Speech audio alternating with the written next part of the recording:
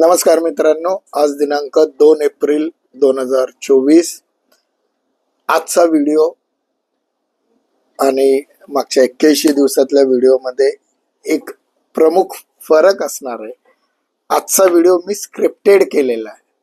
Scripted म्हणजे मी एक message type केला आहे आणि तो मेसेज मी वाचून दाखवणार आहे. तोच आजचा व्हिडिओ आहे. आजच्या व्हिडिओमध्ये असलेला मेसेज हा टेक्स्ट मेसेज म्हणून देखील आपण पाठवणार आहोत.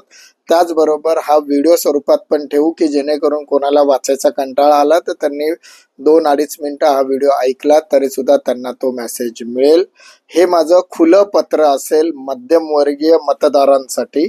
मेसेज मी वाचतोय. माझं जाहीर पत्र आहे, खुलं पत्र आहे आणि ते जर आपण मध्यमवर्गीय असाल तर थांबा, शांतपणे वाचा आणि विचार करा. माननीय मध्यमवर्गीय मतदार, पुणे लोकसभा मतदारसंघ पुणे. विद्येच्या माहेरघरात उच्च शिक्षित मध्यमवर्गीय उमेदवार डॉक्टर मिलिंद संपगावकर महोदय. मी डॉक्टर मिलिंद संपगावकर पुणे लोकसभा निवडणूक 2024 साठी अपक्ष म्हणून नामांकन दाखल करणार आहे. त्या संदर्भात आपणास व आपल्या मित्रपरिवारास खुले पत्र पाठवत आहे. मध्यमवर्गीयांच्या मूळ मुद्द्यांना बगल देत आजपर्यंत राजकारण करण्यात येत होते. जवळपास 82% भारतात मध्यमवर्गीय असून जर भारताला 2047 पूर्वी विकसित राष्ट्र व्हायचे असल्यास या मध्यमवर्गीय परिवारांचे उत्पन्न वाढावे यासाठी सरकारला ठोस उपाययोजना केल्या पाहिजे. परंतु सरकार मध्यमवर्गीयांकडे दुर्लक्ष करीत आहे. तसेच माझे अर्थशास्त्रामध्ये PhD असून द थेम्स युनिव्हर्सिटी पॅरिस यांच्यातर्फे मला विमा क्षेत्रातील मानद डिलीट बहाल केलेली आहे. मागील 12 वर्षात एक यशस्वी उद्योजक व समाज उपयोगी काम करत असताना मागील काही दिवसापासून फक्त मध्यमवर्गीय लोकांचा स्वाभिमान जपण्यासाठी त्यांना केलेल्या कुठल्याही मदतीचे फोटो न काढता मी व माझे मध्यमवर्गीय विकास मंच ही संस्था मागील 9 वर्षापासून कार्यरत आहे. दरवर्षी आम्ही जवळपास 9,000 विद्यार्थ्यांना वही वाटप असेल तसेच अनेक परिवारांना धान्याचे किट, औषध वाटप यासारखे नाविन्यपूर्ण उपक्रम करतच असतो.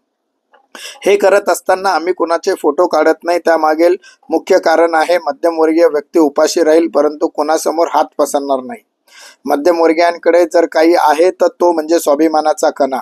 आम्हाला त्या स्वाभिमानी माणसाचा स्वाभिमान मोडायचा नाही. त्यामुळे मदतीचे फोटो काढून त्याला खाजीलवाणं वाटेल असं आम्ही वागत नाही.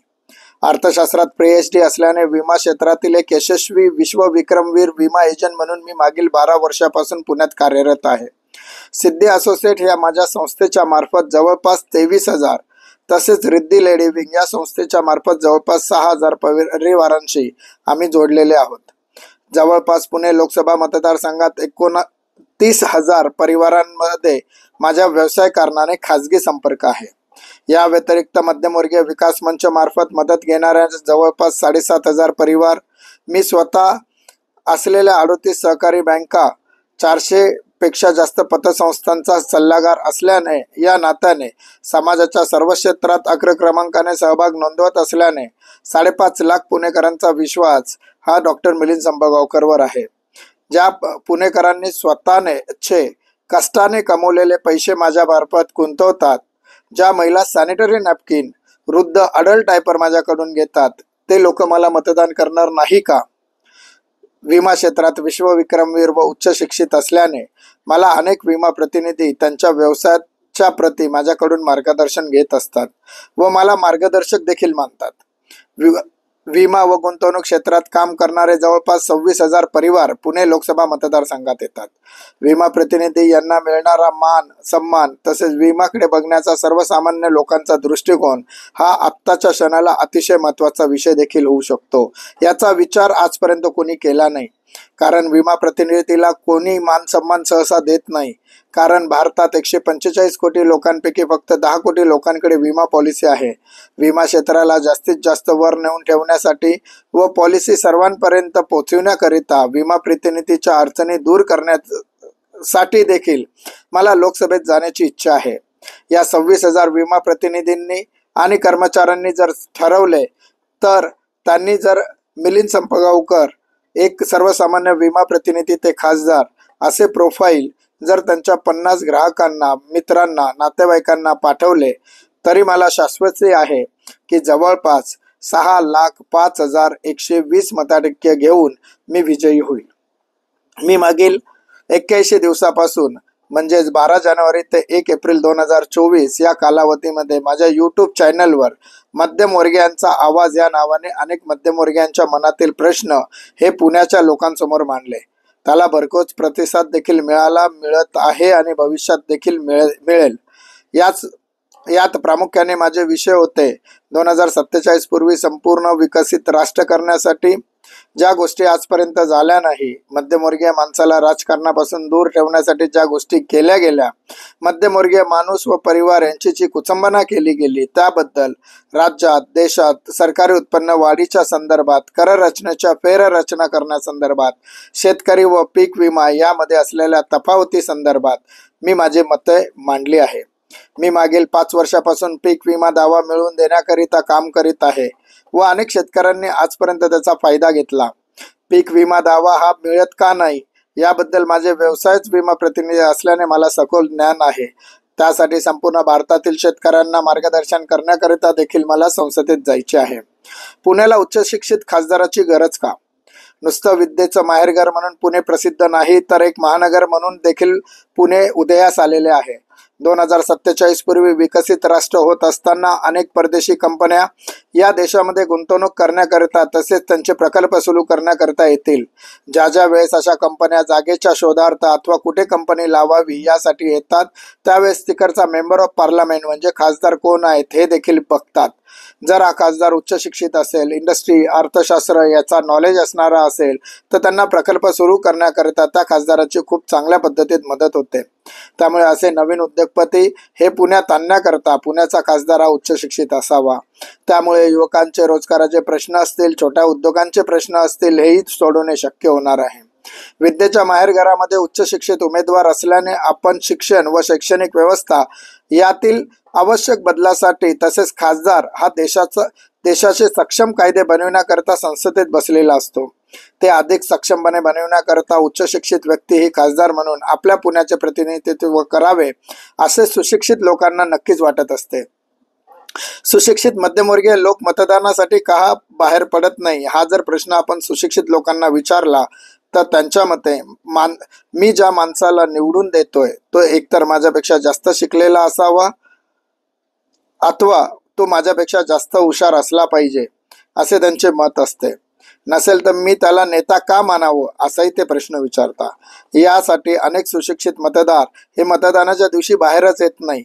या सर्व मतदारांसाठी डॉक्टर मिलिंद संपावकर हा पर्याय होऊ शकेल. सर्वसामान्य विचार केला तर पुण्यात जे मतदान होते त्यामध्ये फक्त 30% सुशिक्षित अथवा मध्यमवर्गीय मतदान हे निवडणुकीसाठी बाहेर पडतात.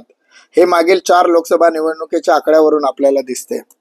देशाचा विचार करता उच्च शिक्षित खासदार संसदेत असणे अतिशय महत्त्वाचे आहे. कारण देशात अनेक अशा गोष्टी आहेत ज्या सरकारच्या अशा अनेक योजना आहेत की ज्यामध्ये मध्यमवर्गीय लोकांचे नाहक बळी जात आहेत. जसं सिबिल स्कोर, यासाठी कुठलीही संविधानिक संस्था नाही. कुठलाही गुन्हा केलेला असला की तो अपराधी त्याची शिक्षा भोगली की नंतर तो व्यक्ती परत समाजात आली तर समाज त्याला स्वीकारतो.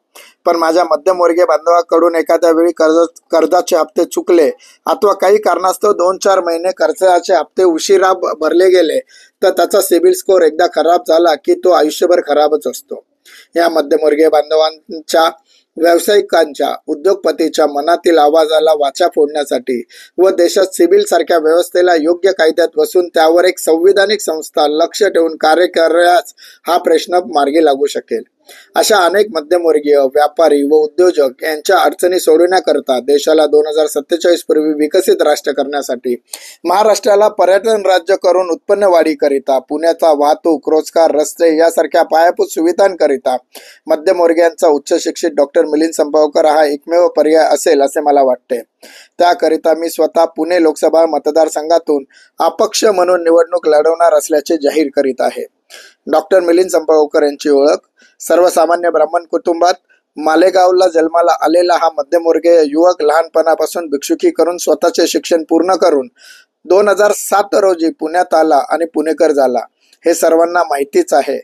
2007 ते 2012 पुण्यात नोकरी करून 2012 नंतर विमा प्रतिनिधी म्हणून व्यवसाय करत असताना विश्वविक्रमवीर, man of Asia, Bharat Bhushan, Bharat Vibhushan, Bharatshri तथा पद्मश्री 2024 चे नामांकन प्राप्त इथपर्यंत मदर मारलेला अर्थशास्त्रातील PhD व विमा क्षेत्रातील डिलीट धारक, संपूर्ण भारतातील एकमेव विमा प्रतिनिधी म्हणून ओळख असलेला सदाशिव पेठेत राहणारा डॉक्टर मिलिंद संपगावकर. माझ्या अधिक माहितीसाठी मला यूट्यूब चॅनल डॉक्टर मिलिंद संपगावकर वर सर्च करा. धन्यवाद. आपला डॉक्टर मिलिंद संपगावकर. हे पत्र मी आपल्याला व्हॉट्सअपला टेक्स्टच्या स्वरूपातही पाठवत आहे. व्हिडिओच्या स्वरूपात देण्यामागचं कारण एवढा मोठा मेसेज वाचायला लोकांना सहसा वेळ नसतो. तरी हा मेसेज ऐकावा, बघावा आणि नक्कीच हा मेसेज आपल्या मध्यमवर्गीय बांधवांकडे नक्की पाठवावा. आज इथंच थांबतो. स्वाभिमानाने बोलूया. मी मध्यमवर्गीय. नमस्कार. जय हिंद. जय महाराष्ट्र.